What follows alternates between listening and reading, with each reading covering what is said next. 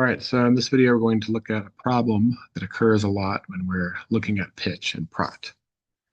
So Praat draws these blue lines, right? We turn on pitch, want to show pitch, that's what these blue lines are. And it's often the case that sometimes we're looking at it, it's pretty spotty right where we need it. Right, in this case, in this sentence, we have pretty spotty pitch lines right in our nuclear configuration. And we would like to see what the pitch contour does. So let's listen to this utterance. ¿En dónde se encuentra el nido de un ave? So you may have heard what the culprit is there, and that's the B, or the right V, really the B of ave, right? So ave. They really leaned to that plosive right here, or maybe it was just a case of the microphone was a little bit too close to their mouth, so it caught all of that acoustic energy there, and that kind of threw off the pitch tracking for this part here. So I'll just select that again. Listen. Ave, ave. It's going to kind of hear that little bump on the microphone. So that's a problem. The good news is this is really easy to fix. So what we're going to do is we're going to use a program called Audacity. Here it is. And all we're going to do is we're just going to drag our sound file into Audacity.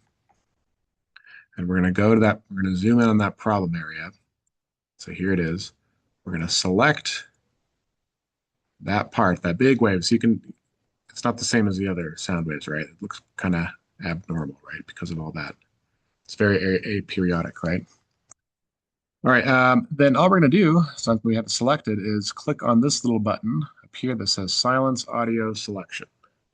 Control L. So we'll click that. It's gone. We'll zoom out. Everything looks okay. Then let's just export this audio. Export to computer. Now, in this case, I'm just going to overwrite the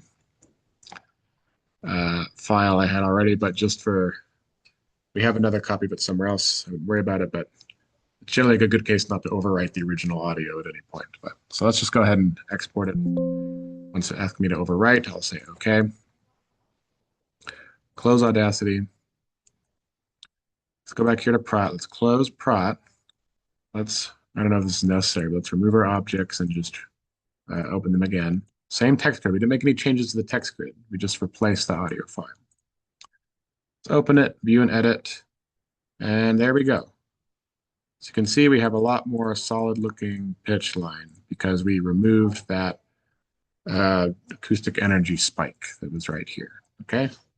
And now we have nice little pitch lines that we can look at and do our annotations on.